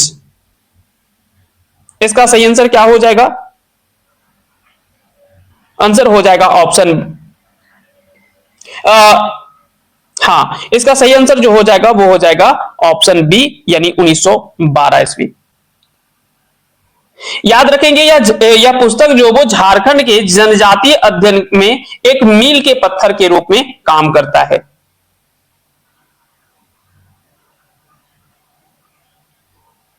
तो हो सकता है कि सवाल यह पूछ ले, लेकिन एक सवाल और यहां से पूछा जा सकता है एस.सी. राय से संबंधित। एक इनका और पुस्तक है द उरांव ऑफ छोटा नागपुर, है ना, द उरांव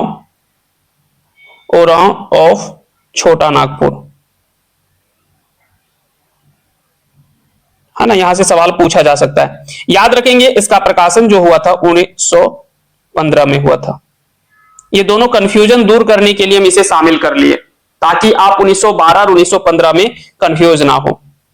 तो the Mundas and their countries ये 1912 में प्रकाशित होती है और द उरांव ऑफ छोटा नागपुर ये 1915 में प्रकाशित होता है। ये दोनों पुस्तक के बारे में आपसे सवाल जो वो पूछा जा सकता है। चलिए अगले सवाल पे आते हैं। अब हम लोग कुछ ऐसे सवालों को देखते हैं जो एक्चुअल में इस परीक्षा का लेवल है और यहां से ऐसे सवाल जो वो पूछे जाते हैं। कथन और तर्क पर आधारित सवाल जो वो पूछ लिए जाते हैं। जाति विज्ञान को मानव शास्त्र का सबसे अधिक वैज्ञानिक हिस्सा माना जाता है। क्या यह सही बात है? तो बोलेंगे हाँ बिल्कुल, एथनोलॉजी को मानव शास्त्र का सबसे अधिक वैज्ञानिक हिस्सा माना जाता है। तो यह तो कथन सही है। तर्क क्या है? कहता है कि यह प्रजातीय वर्गीकरण के लिए सोमेटोलॉजी और सेरोलॉजी जैसे निश्चित मापदंडों का उपयोग करता है। बोलेंगे हाँ यह बिल्कुल सही है, यहां पे भी हम लोगों ने बात किया है। तो जाति विज्ञान की प्रकृति जो है वो वैज्ञानिक इसलिए मानी जाती है क्योंकि यह केवल सामाजिक मान्यताओं पर बात नहीं करता।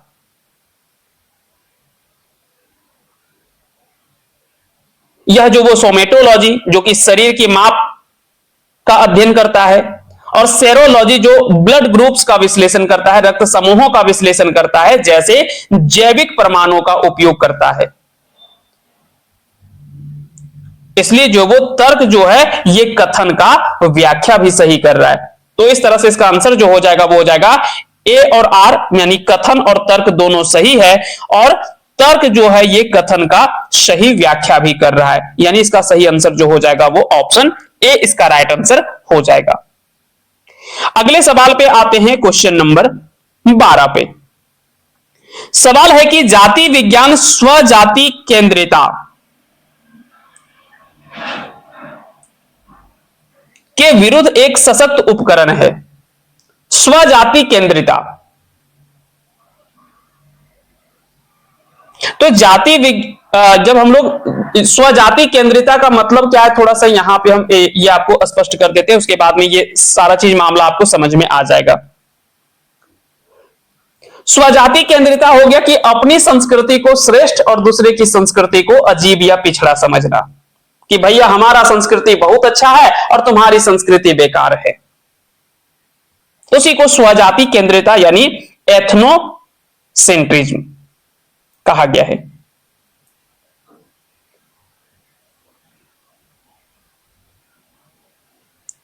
तो जाति विज्ञान क्या इसके विरुद्ध एक सशक्त उपकरण है? तो बोलेंगे हाँ ये तो बिल्कुल सही बात बोल रहा है। यहां पे हम किसी एक को अच्छा और किसी एक को दूसरे को खराब नहीं कहते, है ना। यहां पे समानता की बात की जाती है। यहां पे सामाजिक सद्भाव के लिए इसकी सबसे बड़ी उपयोगिता है ना। इसकी सबसे बड़ी उपयोगिता जो बताई गई है वो है सामाजिक सद्भाव। जाति विज्ञान हमें सिखाता है कि कोई संस्कृति पिछड़ी नहीं होती। तर्क क्या है, तर्क को देख लेते हैं। कथन तो सही है, यह सांस्कृतिक सापेक्षवाद यानी कल्चरल रिलेटिज्म को बढ़ावा देता है, जो हर संस्कृति को उसके अपने ऐतिहासिक और सामाजिक संदर्भ में समझने पर बल देता है। क्या यह बात सही बोल रहा है? तो बिल्कुल, जाति विज्ञान हमें सिखाता है कि कोई संस्कृति पिछड़ी नहीं होती, बल्कि वह अपने पर्यावरण के हिसाब से विकसित हुई है। और इसे ही तो हम लोग कल्चरल रिलेटिज्म यानी सांस्कृतिक सापेक्षवाद कहते हैं। तो यह सामाजिक सद्भाव के लिए इसकी जो वो सबसे बड़ी उपयोगिता मानी जाती है। तो यहां पे कथन और तर्क सही है, और तर्क जो वो कथन का सही व्याख्या भी कर रहा है, इसलिए इसका आंसर जो हो जाएगा वो ऑप्शन ए इसका सही आंसर हो जाएगा। आगे बढ़ते हैं अगले सवाल पे, क्वेश्चन नंबर 13 पे। सवाल है जाति विज्ञान के ऐतिहासिक पुनर्निर्माण हिस्टोरिकल रिकंस्ट्रक्शन के उद्देश्य के संदर्भ में निम्नलिखित कथनों पर विचार कीजिए। ऐतिहासिक पुनर्निर्माण, पहले 3 कथनों पर हम लोग विचार करते हैं, उसके बाद में फिर हम लोग सवालों इसके जवाब उत्तर पे आएंगे। यह केवल उन समाजों का अध्ययन करता है जिनके पास लिखित ऐतिहासिक दस्तावेज मौजूद है। क्या यह बात सही कह रहा है? बोलेंगे नहीं। ऐतिहासिक पुनर्निर्माण क्या होता है कि यह अलिखित समाजों के अतीत को जानने के लिए लोक कथाओं और भाषाई साक्ष्यों का उपयोग करता है। तो यह तो सही बोल रहा है। ऐसी राय का मुंडा जनजाति पर किया गया अध्ययन इसी उद्देश्य की पूर्ति करता है। तो ये 2 कथन तो है वो सही है, पहला कथन जो वो गलत है ना। जब हम लोग इसके उद्देश्य को पढ़ रहे थे तो हम लोग पढ़ रहे थे कि आखिर में ये भाषा विज्ञान का जो उद्देश्य है, इसमें से दूसरे उद्देश्य में हम लोग यही तो पढ़ रहे थे कि जिसका अलिखित इतिहास है, जिसका अभी तक कई ऐसे जनजाति हैं जिनका लिखित इतिहास उनका नहीं है।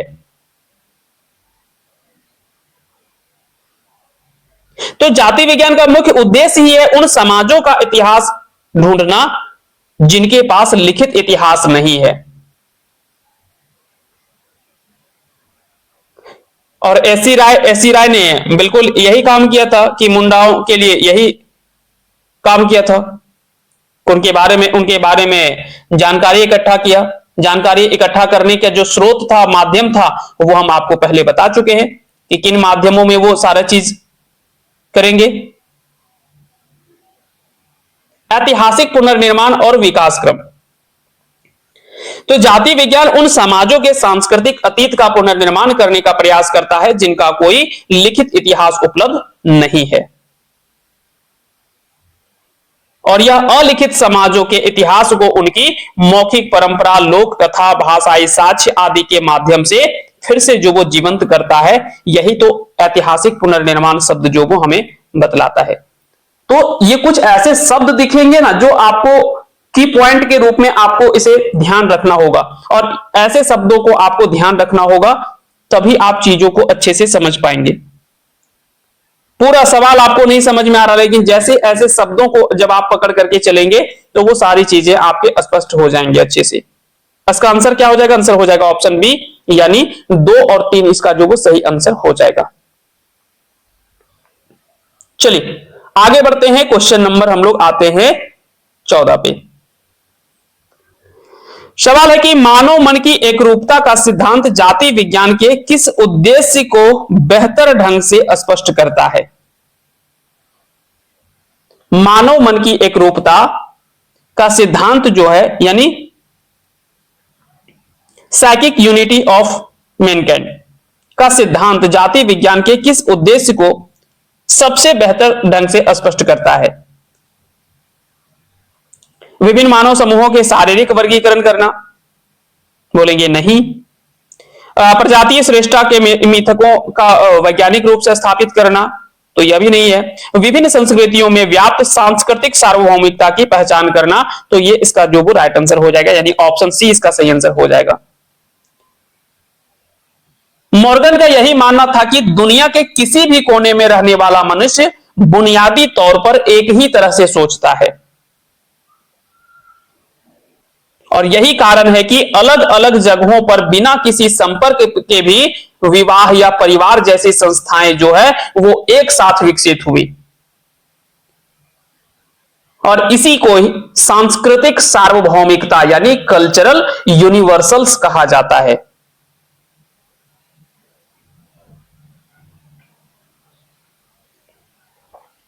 है ना? तो इसका आंसर क्या हो जाएगा? आंसर हो जाएगा ऑप्शन सी। बाकी नाम आपको याद रखना है, मॉर्गन जरूर याद रखना है इससे संबंधित। हार्बर्ट रिस्ले के नृवंश विज्ञान संबंधी कार्यों की आलोचना का मुख्य आधार क्या है?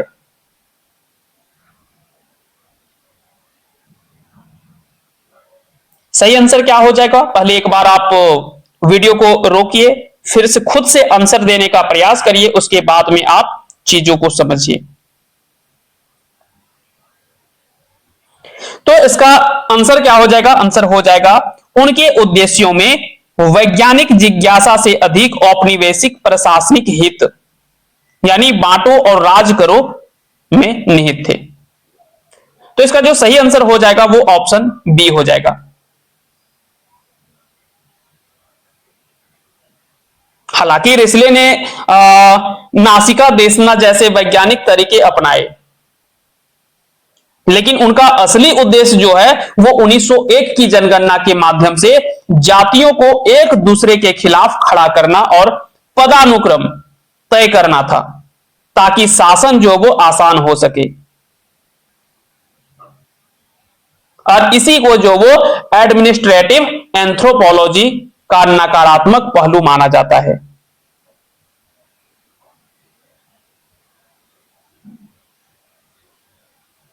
तो याद रखेंगे इसका जो सही आंसर हो जाएगा वो ऑप्शन बी इसका जो वो सही आंसर हो जाएगा।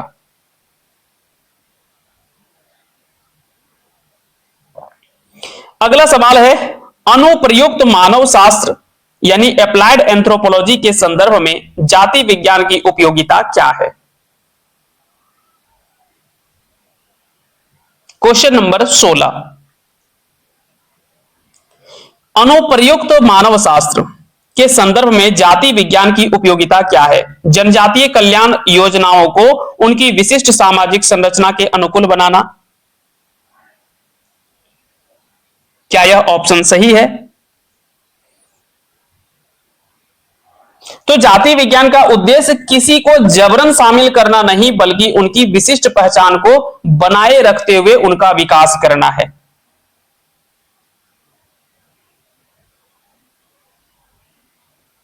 तो पहला तो है जनजातीय कल्याण योजनाओं को उनकी विशिष्ट सामाजिक संरचना के अनुकूल बनाना, तो ये पहला तो सही है। दूसरा है जनजातियों को मुख्य धारा में जबरन शामिल करने के लिए डेटा प्रदान करना। तो क्या ये सही है? बोलेंगे नहीं, ये गलत है।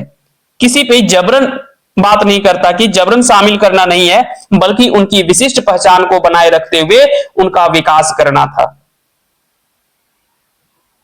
विशेष रूप से कमजोर जनजातीय समूहों को की सटीक पहचान करना।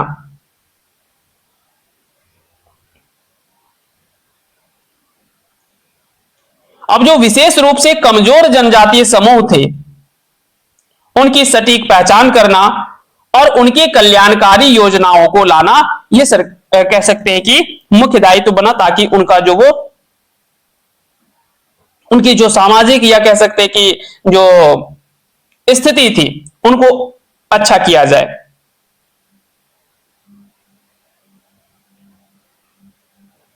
तो इसका सही आंसर ये पहला और तीसरा, ये दो उद्देश्य, तो इसका जो वो उपयोगिता जो वो सही है। तो इसका आंसर जो हो जाएगा वो ऑप्शन बी हो जाएगा। केवल 1 और 3 जो इसमें से सही होगा, दूसरा ऑप्शन जो वो गलत होगा।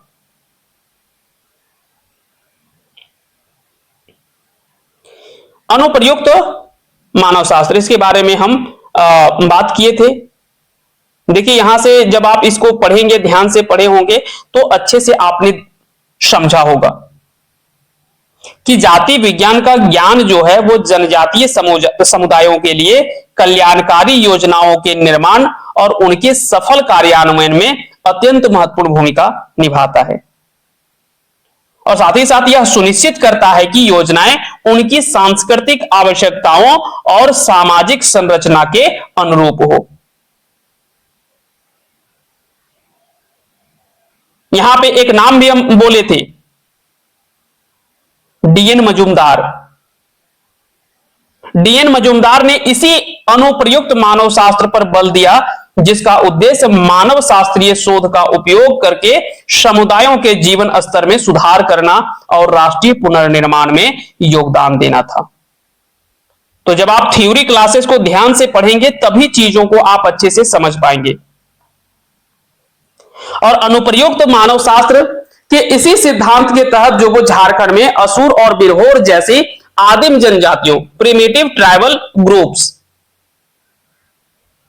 तो आदिम जनजातियों के लिए स्वास्थ्य और शिक्षा कार्यक्रम तैयार करते समय जाति वैज्ञानिक डेटा का उपयोग किया जाता है, और यह डेटा उनकी जीवन शैली, उनके विश्वासों और सामाजिक बाधाओं को समझने में मदद भी करता है, जिससे कार्यक्रम क्या हो, अधिक प्रभावी बनते हैं। तो ये दोनों चीजें आपको ध्यान रखनी है। आगे बढ़ते हैं, हम लोग अगले सवाल पे आते हैं। अगला सवाल है, मिलान करने से संबंधित सवाल पूछा गया है। एक तरफ विद्वान या सिद्धांतों की सूची दे रखी है, और दूसरी तरफ मुख्य विचार दिए हुए हैं। जैसे कि एक नाम है पीओ बोर्डिंग, है ना, एक नाम है पीओ बोर्डिंग। तो आपने अगर कहीं ध्यान रखा होगा तो यहां पे आपने पढ़ा होगा इनके बारे में कि ये संथाल जनजाति का प्रवसन और लोक कथाओं से संबंधित इन्होंने जो वो विचार दिया है ना। तो इसका जो सही आंसर हो जाएगा वो दूसरा हो जाएगा।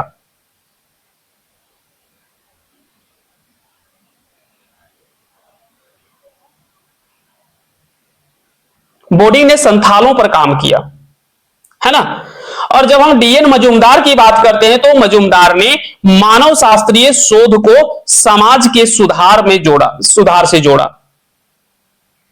तो मजूमदार की बात अभी हम इसी की बात कर रहे थे, अनुप्रयुक्त मानव शास्त्र, जिससे इसका शोध करके समाज के सुधार से जोड़ा जा सके। मॉर्गन के बारे में अभी हम थोड़ी देर पहले इसकी चर्चा किए थे कि नातेदारी प्रणालियों के माध्यम से एकता की खोज करना। और हर्बर्ट रिसले की जब हम बात करते हैं तो ये नासिका देशना और प्रजातीय वर्गीकरण से संबंधित है।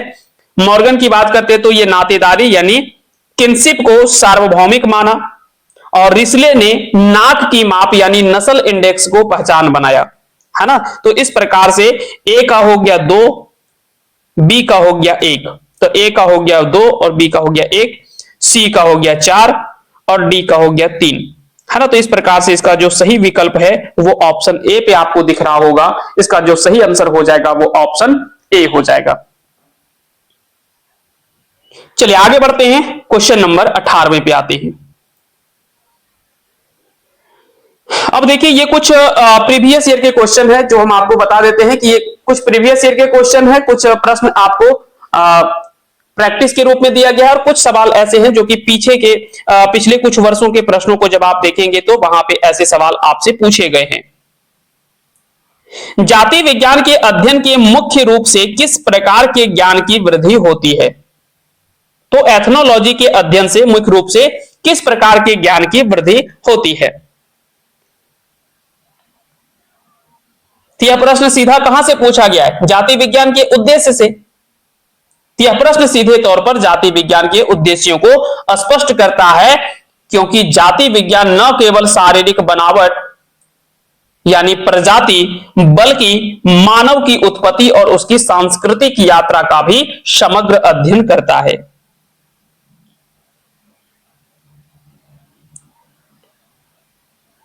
तो इसका सही आंसर क्या हो जाएगा क्वेश्चन नंबर 18 का?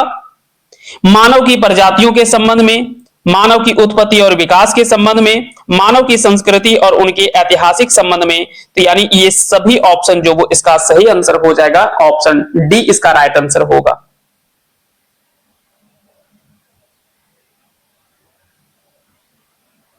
तो जाति विज्ञान केवल शारीरिक बनावट की बात नहीं करता, केवल प्रजाति की बात नहीं करता, मानव की प्रजातियों के संबंध में यानी उसके केवल शारीरिक बनावट पे बात नहीं करता, जबकि मानव की उत्पत्ति और उसके विकास के संबंध में बात करता है, उसकी संस्कृति के बारे में बात करता है और उनके ऐतिहासिक संबंधों के संबंध में भी बात करता है। तो इसका सही आंसर जो हो जाएगा वो ऑप्शन डी इसका राइट आंसर हो जाएगा। अगला सवाल पूछा गया है कि झारखंड की जनजातियों का नृवंश वैज्ञानिक यानी एथनोलॉजिकल अध्ययन करने वाली प्रसिद्ध पुस्तक द खड़ियाज के लेखक कौन है? तो झारखंड की जनजातियों का नृवंश वैज्ञानिक एथनोलॉजिकल अध्ययन करने वाली एक प्रसिद्ध पुस्तक है जिसका नाम है द खड़ियाज। द खड़ियाज के लेखक कौन है? तो बता दें कि एस.सी. राय को भारतीय नृवंश विज्ञान का जनक जो वो माना जाता है, और उनकी यह पुस्तक इस बात का प्रमाण है कि जाति विज्ञान का उपयोग जनजातियों के सामाजिक और सांस्कृतिक ढांचे को समझने के लिए जो वो कैसे किया जाता है। तो ऐतिहासिक पुनर्निर्माण आदि का यहीं पे तो कंसेप्ट था, है ना। तो हो सकता है कि यहां से सवाल जो वो आपसे पूछ लिया जाए।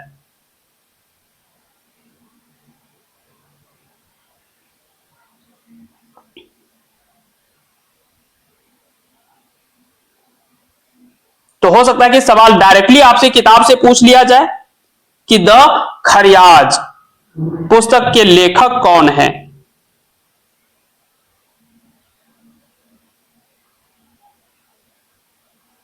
पहला तो यही पूछ लिया जा सकता है।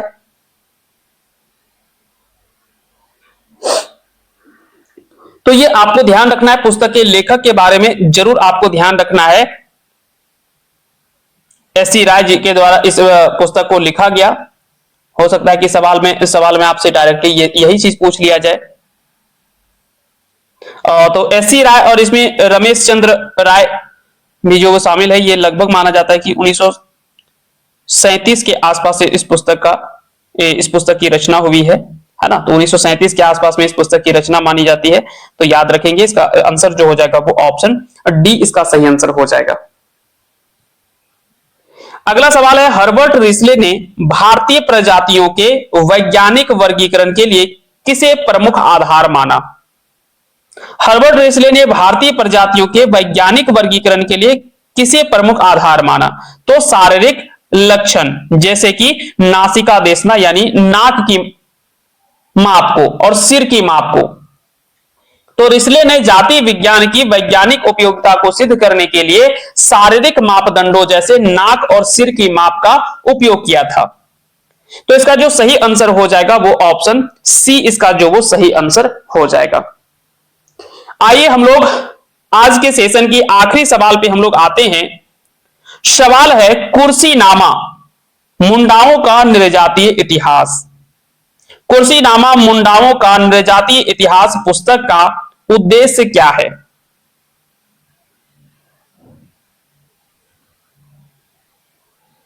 तो याद रखेंगे, यह प्रश्न जाति विज्ञान के उस उद्देश्य को रेखांकित करता है जहां अलिखित समाजों के इतिहास को उनकी लोक कथा के माध्यम से ढूंढा जाता है ना। तो यहां पे यह पूछा गया है कि इस पुस्तक का उद्देश्य क्या है। हो सकता है कि इसके लेखक के बारे में भी आपसे पूछ ले। तो इसका जो सही आंसर हो जाएगा वो क्या हो जाएगा? मुंडा जनजाति के नृवंश वैज्ञानिक विकास और उनके गौरवशाली अतीत का पुनर्निर्माण करना है ना। तो इसका जो सही आंसर हो जाएगा वो हो जाएगा ऑप्शन बी इसका सही आंसर हो जाएगा। आपको कमेंट बॉक्स में एक चीज लिखना है, इसके लेखक का नाम है ना। इसके लेखक का नाम आपको कमेंट बॉक्स में लिखना है। इसका सही आंसर क्या होगा? कुर्सीनामा मुंडाओं का नृजातीय इतिहास, इस पुस्तक को किसके द्वारा लिखा गया है, ये आप कमेंट बॉक्स में हमें बता दीजिएगा। उम्मीद करते हैं कि आज का ये सेशन आप सभी को अच्छे से समझ में आया होगा। इसके बाद में जो भी आगे का टॉपिक होगा, हम तुरंत इसके बाद में अगले टॉपिक पे आ जाएंगे और फिर सारी चीजों को हम लोग एक एक करके 4-5 क्लास और होंगे आपके, 5-7 क्लास और होगा इस पूरे यूनिट पे। यहां से उसके बाद में पूरे इस यूनिट को हम लोग समझ लेंगे जाति विज्ञान पर आधारित। उसके बाद में फिर इससे संबंधित जितना भी एमसीक्यू होगा वो सारे एमसीक्यूज भी हम आपको करवा देंगे और फिर पूरे इस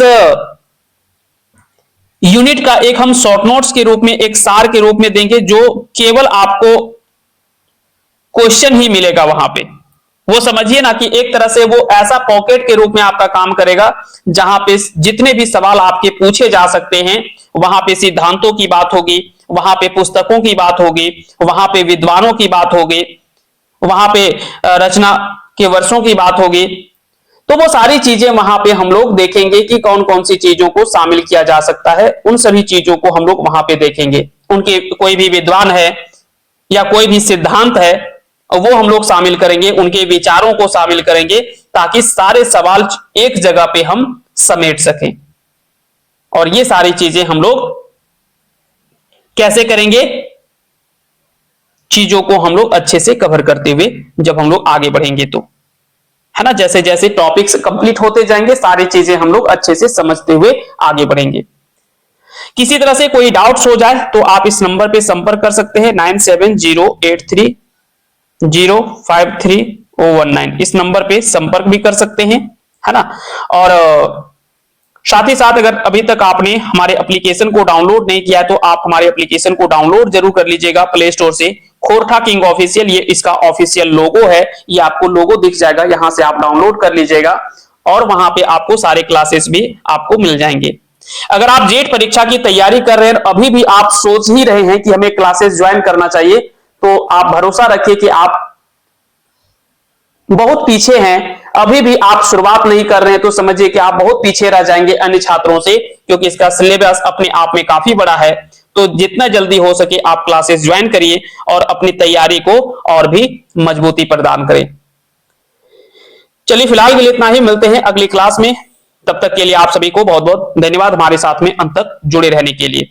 बाकी के आगे के जो भी क्लासेस होंगे वो आपको एप्लीकेशन पे और यूट्यूब, अगर आपने मेंबरशिप ले रखा है तो वहां पे आपको ये सारे क्लासेस या लेक्चर्स आपको वहां पे मिल जाएंगे। तो वहां से आप चाहे तो YouTube के मेंबरशिप के माध्यम से आप चीजों को देख पाएंगे, या तो फिर आप एप्लीकेशन में जाएंगे तो वहां पे नोट्स, क्लासेस, टेस्ट, MCQ, ये सारी चीजें आपको वहां पे प्रोवाइड करवाए जाएंगे। तो आपके लिए जो बेटर ऑप्शन होगा वो एप्लीकेशन होगा। एक बार आप एप्लीकेशन में ज्वाइन करेंगे तो वहां पे आपको क्लासेस के साथ साथ में उसका वीडियो लेक्चर होगा, उसका MCQ क्लासेस होंगे, उसके नोट्स होंगे, और फिर अंत में हम लोग इसके टेस्ट को भी हम लोग देखेंगे, है ना। टेस्ट जो होगा वो आपका ऑनलाइन टेस्ट होगा, ऑफलाइन टेस्ट जैसे भी आप लगा सकते हैं आप उनको लगाएंगे, और ये फुल लेंथ टेस्ट होगा। अंत में हम लोग एग्जाम के कुछ दिनों पहले हम लोग इसकी चर्चा करेंगे कि कैसे हम लोग टेस्ट लगाएंगे, कहां से सवाल पूछे जाएंगे, वो सारी चीजें हम लोग लास्ट में देखेंगे। चलिए, बहुत बहुत धन्यवाद आप सभी का हमारे साथ में अंत तक जुड़े रहने के लिए।